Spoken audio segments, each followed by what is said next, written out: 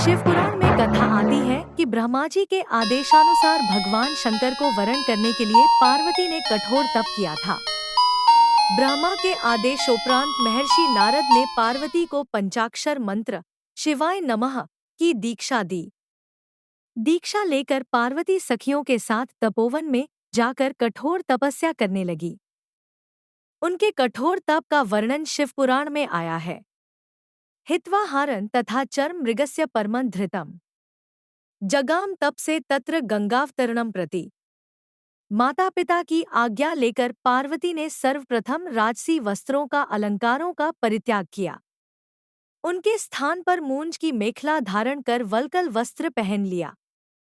हार को गले से निकालकर मृग चर्म धारण किया और गंगावतरण नामक पावन क्षेत्र में सुंदर वेदी बनाकर वे तपस्या में बैठ गईं। ग्रीष्मे च परितो प्रज्वलन्तं दिवानिशम् कृत्वा तस्थौ च तन्मध्ये सततं जप्ति मनुम् एवं तपः प्रकुर्वाणा पंचाक्षर जपे रता दध्यौ शिवम शिवा तत्र सर्वकाल फलप्रदम। भाव यह है कि मन और इंद्रियों का कर उन्होंने कठोर तप किया।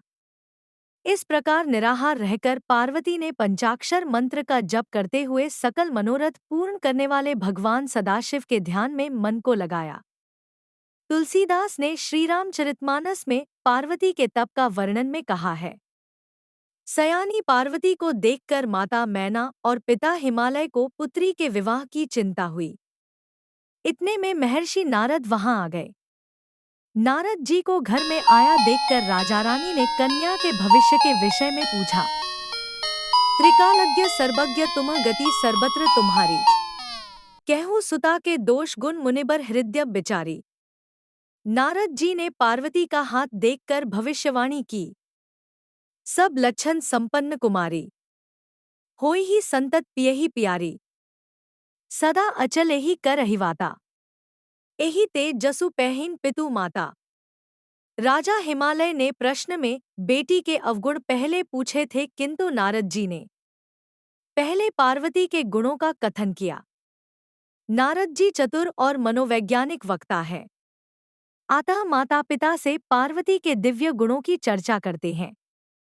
सद्गुणों की एक लंबी सूची नारद जी ने प्रस्तुत की, किंतु जब पार्वती के पिता ने पूछा कि महाराज कुछ दोष हो तो वे भी बतला दें, पुनः नारद जी ने कहा, सुनो जे अब अवगुण द्विचारी, दो चार अवगुण भी हैं, उन्हें भी सुन लो जोगी जटिल अकाल मन नगन अमंगलक बेश। अस स्वामी यही कहे मिलिही परी हस्त असी रेख। नारद जी ने कहा कि पार्वती पुत्री तो सर्वगुण संपन्न है, किंतु इसका पति जटाजुटधारी दिगंबर तथा अमंगल वेश वाला होगा। नारद जी की बात सुनकर माता पिता तो उदास हो गए, किंतु पार्वती को आंतरिक प्रसन्नता हुई, जो बिबाहु संकर सन हुई। दोषो गुण सम कह सबु कोई। नारद जी ने पार्वती के माता पिता को समझाया कि जिन दोषों का वर्णन मैंने किया वे सभी शंकर जी में हैं, और पार्वती का विवाह यदि भगवान शंकर से हो गया तो ये दोष भी गुण में परिणत हो जाएंगे। समर्थ कहो नहीं दोषु गोसाई रबी पावक सुरसरी की नाई। अंत में नारद जी ने यहाँ तक कह दिया कि शिव को छोड़कर संसार में पार्वती के लिए दूसरा वर है ही नहीं, किंतु आशुतोष होने पर भी शंकर जी दुराराध्य हैं। यानी शिव जी कठोर उपासना से प्रसन्न होते हैं। उनको प्राप्त करने का एक ही उपाय है कि पार्वती वन में जाकर कठोर तप करें। नारद जी की प्रेरणा से माता पिता की आज्ञा लेकर पार्वती जी हिमालय के गन वन में तपस्या करने चली जाती हैं। पार्वती जी के तप में हठ से अधिक शिवपद में आंतरिक अनुराग है। अतः शिवजी के चरणों का ध्यान करते हुए उन्होंने संपूर्ण भोगों तथा सुख के साधनों का परित्याग कर दिया।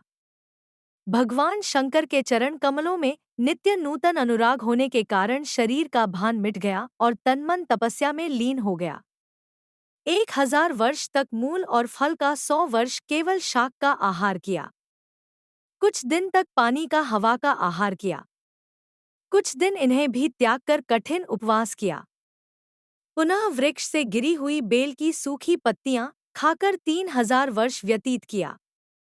जब पार्वती ने सूखी पत्तियां लेना बंद कर दिया तो उनका नाम अपर्णा पड़ गया।